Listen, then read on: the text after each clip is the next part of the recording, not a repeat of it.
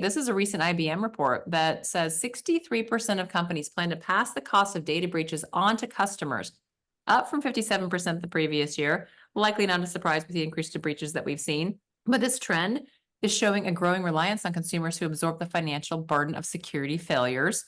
As both a consumer and a solution provider, what's your take on this? There's a lot to unpack here. As a consumer, this is really frustrating when we entrust our health and our care and our data to people.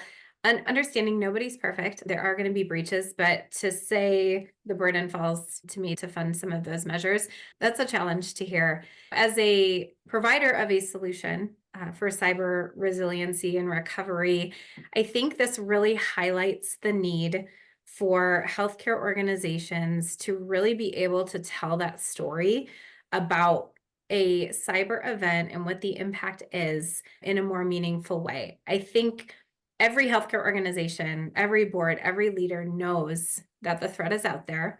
They know that the threat is elevated, and we're not quite sure how to articulate that threat in a way that translates to real dollars and real solutions that are going to keep the burden off of the patient. At the forefront of this, patient trust is number one. If you put the trust of your patient at risk or lose that trust, it's a downstream effect. And so that investment in cyber, it's a really easy conversation to have when you look at what the potential impact of loss of patient and loss of trust is with a cyber event.